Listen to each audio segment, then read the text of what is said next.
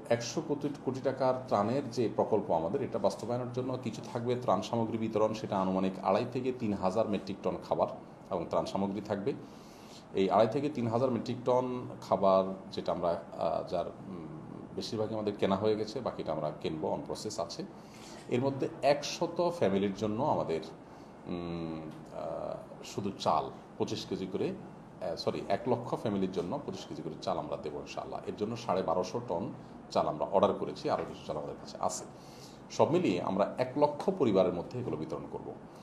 পানি যখন শুকিয়ে যাবে তখন কিন্তু সাধারণ মানুষের কষ্ট পুরোপুরি লাঘব হয়ে যাবে তা নয়, বরং অনেকে উপার্জনক্ষম তখন হবে না, তাদের উপার্জন চালু হতে সময় লাগবে।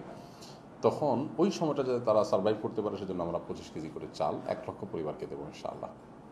সাকল্যে 3,000 মেট্রিক টন হলো খাদ্য সামগ্রী, এর মধ্যে প্রায় বেশিরভাগই খাবার। এরপরে দ্বিতীয় ধাপে এসে আমরা পুনর্বাসনে কয়েকটা ধাপে কাজ করব। 5,000 পরিবারকে আমরা ঘর নির্মাণ করে দেওয়ার পরিকল্পনা হাতে নিয়েছি। এর বাইরে কৃষক যারা ক্ষতিগ্রস্ত হয়েছেন, কারোর গরু ছিল মারা গেছে, এটার উপরে তিনি নির্ভর ছিলেন, কারো ছোটো ক্ষুদ্র ব্যবসা ছিল, মুদি দোকান ছিল, শেষ হয়ে গেছে সব, এরকম ব্যবসায়ীদেরকে আমরা কিছু টাকা দিয়ে ক্ষুদ্র ঋণ, সুদি বা সুদমুক্ত এসব কিছু না, আমাদের ফাউন্ডেশন থেকে সবসময় মানুষকে স্বাবলম্বী করে দেওয়ার জন্য পরিপূর্ণ দায়িত্ব নেই। যে আপনার দোকানের মালামাল দিয়ে সাজাই দিচ্ছি, আপনি আগে থেকে দোকানদারি করতেন, এখন ক্ষতিগ্রস্ত হয়েছেন, স্ট্রাকচারটা দাঁড় করে দিলাম, আপনি আবার উপার্জন শুরু করে দেন। আমাদের এখানে কোনো সুদযুক্ত বা সুদমুক্ত কোনো ঋণ দিয়ে আমরা সহায়তা করি না সাধারণত। সো আমরা পরিপূর্ণ তাদেরকে অর্থ সহায়তা দিয়ে যার যার পেশার সাথে সংশ্লিষ্ট বিষয় তাকে আমরা উপার্জন উপকরণ কিনে দিয়ে হেল্প করব। এটা আসলে নির্ভর করবে আমাদের অ্যাবিলিটি কতটা থাকছে, কারণ এখানে নিডটা তো অনেক বেশি, হাজার হাজার মানুষের। তো আমরা সিলেটের বন্যায়, অর্থাৎ 2022 বন্যায় 1,000 কৃষককে আমরা 5,000 করে টাকা দিয়েছিলাম। আবার